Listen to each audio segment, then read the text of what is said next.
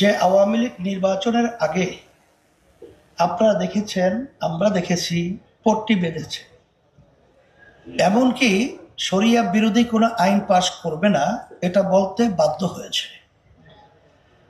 BNP কিন্তু ইসলামের মূল্যবোধের সরকার বলতে বাধ্য হয়েছে। আসলে ব্যাপারটা হলো এই যে বাংলাদেশে শতকরা প্রায় 92 জনের মতো মুসলমান বসবাস করে। এই দেশের মধ্যেই রাষ্ট্রীয় পর্যায়ের নীতি আদর্শ বাস্তবায়ন থাকবে ইসলাম। এটাই হলো বাস্তবতা। আলহামদুলিল্লাহ, আল্লাহ শুকরিয়া আদায় করছি যে আগে পরের যে অবস্থানটা ছিল, বর্তমানে অবস্থানটা আলহামদুলিল্লাহ অনেকটা পরিবর্তন আপনারা দেখেছেন। কারণ আজকে খেলাফত মজলিসের এই মজলিসের মধ্যে ইসলামী আন্দোলন বাংলাদেশের দায়িত্বশীলরা এসেছে, অন্য অন্য ইসলামী দলের দায়িত্বশীলরা এসেছে, বিভিন্ন পর্যায়ের।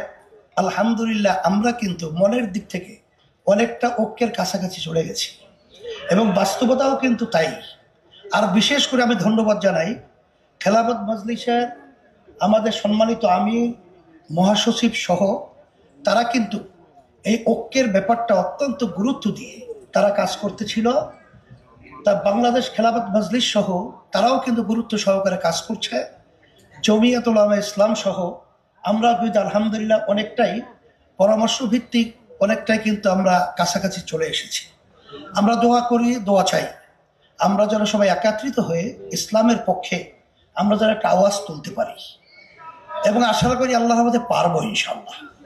আর সাথে সাথে বিএনপি সহ অন্যান্য যারা রয়েছে তাদেরকে বিশেষ করে আমি বলবো যে 53 বছরে আমাদের দেশ যে আদর্শ এবং যারা পরিচালনা করেছে সুন্দর একটা ধারা এদেশের ভিতরে কিন্তু বাস্তবায়ন হয় নাই।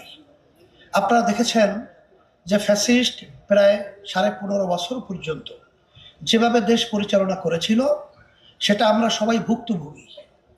কিন্তু এই যে অন্তর্বর্তীকালীন সরকার, এরা কিন্তু আসলে অনেকটাই রাজনৈতিকভাবে আমি বলবো অনভিজ্ঞ, বিজ্ঞ নয়। তারা আমাদের এই ছাত্র জনতার এক কথায় হাজার হাজার শহীদ হয়েছে, পঙ্গু হয়েছে, চোখ হারিয়েছে, তাদেরই কিন্তু একটা ফসল অন্তর্বর্তীকালীন সরকার। আমি ডক্টর ইউনূস সাহেবের সাথে যখন আলোচনা হয়েছিল, প্রথমে আমি বলেছিলাম যে আপনার মাথায় বিষয়টা রাখতে হবে যে দেশের ভিতরে শতকরা 92 জনের মতো মুসলমান বসবাস করে।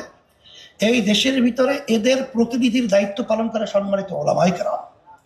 তা আপনাদের কার্যক্রম পদক্ষেপ কথার ব্যাপারে খুব সতর্কতা থাকতে হবে।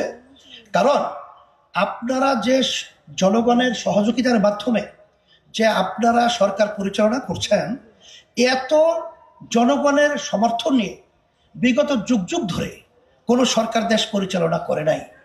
কিন্তু তাদের কিছু কার্যক্রম প্রশ্নবিদ্ধ, যেমন ছাত্র বৈষম্য বিরোধী আন্দোলনে যারা নাকি রাস্তায় নেমেছিল এবং জনগণ তাদের সাথে একাত্মতা প্রকাশ করেছিল, সেখানে আপনার এই যে ফারুকী সহ কিছু উপদেষ্টা এদেরকে নেওয়ার ব্যাপারে জনগণের কিন্তু সম্পূর্ণ ভিন্নতা মত থাকার পরেও আপনারা কিন্তু বিতর্কিত উপদেষ্টা নিয়েছেন। এটা কিন্তু অত্যন্ত দুঃখজনক। তবে আমি বিএনপি সহ সকলকে আমি বলবো যে সরকার কিন্তু 3-4 মাস যেতে না যেতেই আমরা বিভিন্ন পর্যায়ে যারা রাজনৈতিক দল মাঠে ময়দানে কাজ করছি, আমরা আসলে দেশ সুন্দর করার ব্যাপারে, সুন্দর একটা কল্যাণ রাষ্ট্র হওয়ার ব্যাপারে আমরা সবাই ঐক্যমতে তাদেরকে সহযোগিতা পরামর্শ সহ সব ব্যবস্থাপনা করা এটা আমাদের নৈতিক দায়িত্ব। কিন্তু আমরা কিন্তু অনেকাংশে একটু তাড়াহুড়া করার কারণে ফ্যাসিস্ট কিন্তু আমাদের দেশে অরাজকতা বাজাবার একটা সুযোগ তৈরি হয়েছে। অনেকাংশে কিন্তু ভারত বিভিন্ন ধরনের কথা বলার সুযোগ পেয়েছে। আমি বলবো আসেন আমরা সুন্দর একটা জাতীয় সরকারের মাধ্যমে আমরা দেশটাকে সুন্দর করার জন্য আমরা একত্রিত হয়ে আমরা কাজ করব। এর সুন্দর একটা পদ্ধতি হলো তাম দুনিয়া প্রায় 91টা দেশের মতো সেখানে কিন্তু পিআর সিস্টেম পদ্ধতি চালু রয়েছে। বিগত 53 বছরে এদেশে যে পদ্ধতিতে নির্বাচন হয়েছে, এই নির্বাচনের মাধ্যমে যখন এককভাবে ক্ষমতায় থাকে তখন কিন্তু ফ্যাসিস্ট তৈরি হয়, তখন কিন্তু খুনি তৈরি হয়, তখন কিন্তু জালেম তৈরি হয়, তখন দেশের টাকা কিন্তু বিদেশে পাচার করার পরিবেশ তৈরি করা হয়। এর পরিবর্তনের জন্যই যখন আমরা একটা জাতীয় সরকার প্রতিষ্ঠিত করব, তখন কিন্তু এককভাবে ফ্যাসিস্ট এই চরিত্র তৈরি করার মতো সুযোগ থাকবে না।